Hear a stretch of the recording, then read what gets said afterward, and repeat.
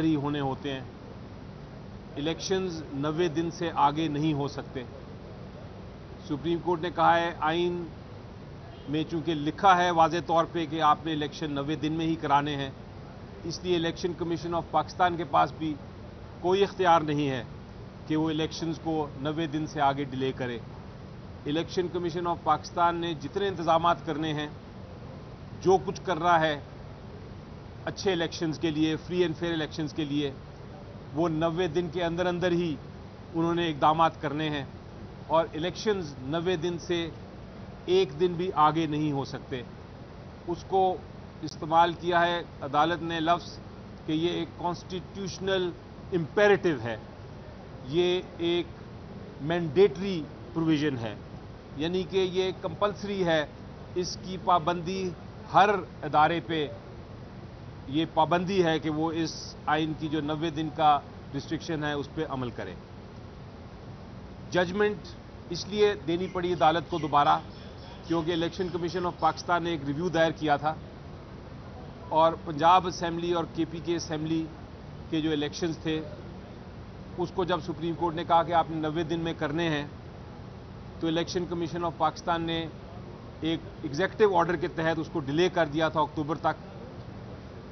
जब supreme court ने पास case आया तो सुप्रीम कोर्ट ने कहा आप ये डिले नहीं कर सकते, 14 मई को आप इलेक्शन कराएंगे ही कराएंगे। उसके खिलाफ ये रिव्यू किया था इलेक्शन कमीशन ऑफ पाकिस्तान ने।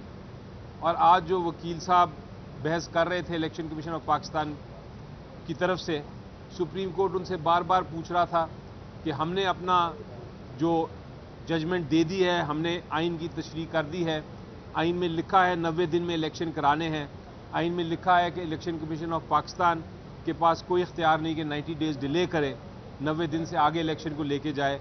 इसमें क्या गलती नज़र आ रही है आपको? और जब कोई गलती पॉइंट आउट नहीं हो सकी तो रिव्यू को उन्होंने डिसमिस कर दिया। तो इसके बाद मेरा ख्याल है वो जो अफवाहें थीं, जो इलेक्शन कमीशन ऑफ पाकिस्तान ने प्रेसिडेंट साहब को भी ख़त वापस लिखा है कि हम डिलिमिटेशन की वजह से डिले कर रहे हैं इलेक्शन को या करना चाहते हैं, हम नहीं करा सकते 90 दिन में, वो अफवाहें भी अब ख़त्म हो जानी चाहिए क्योंकि अदालत ने अब ये तीसरा फैसला दे दिया है। अब आपका एक सवाल हो सकता है कि 14 मई का इलेक्शन जो कहा था अदालत ने कि 14 मई को इलेक्शन हो, वो नहीं हुआ, तो उसका क्या होगा? अब मुझे जो नज़र आ रहा है कि अब वक्त तो गुजर गया, लेकिन इस जजमेंट के बाद, इस जजमेंट का इंतज़ार था, इस जजमेंट के बाद अब मज़ीद डिले का कोई गुंजाइश नहीं। अब अगर डिले हुआ तो सर्टेनली फिर ये कंटेम्प्ट होगी और बहुत सीरियस कंटेम्प्ट होगी अदालत की। शुक्रिया। तो 14 मई के इलेक्शन के हवाले से था ना, उसकी रिव्यू पिटीशन थी, ये डिसमिस हुई है, तो अब इसका तो अगले इलेक्शन पे तो कोई असर नज़र नहीं आ रहा। अब तो बाकी असम्बलियाँ भी डिज़ोल्व हो गई हैं, कौमी असम्बली भी, तो अब आगे अगर अगले 90 दिन में भी इलेक्शन कमीशन इलेक्शन नहीं करवाता है तो फिर क्या होगा इसका? जी देखें, जो इसलिए ये फैसला इस नेशनल असम्बली के इलेक्शंस और जो आने वाले इलेक्शंस हैं इसके साथ इसका बड़ा गहरा ताल्लुक है।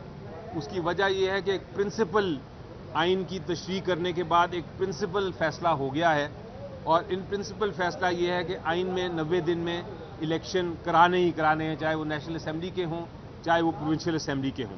तो ये जो जजमेंट है ये अब नेशनल असम्बली के जो और बाकी जो प्रोविंशियल असम्बलीज़ के इलेक्शन हैं जो आने जा रहे हैं उनके ऊपर पूरी तरह लागू होता है क्योंकि इलेक्शन कमीशन ऑफ पाकिस्तान को अब ये क्लैरिटी आ गई है कि वो 90 दिन से आगे इसको एक्सटेंड नहीं कर सकते।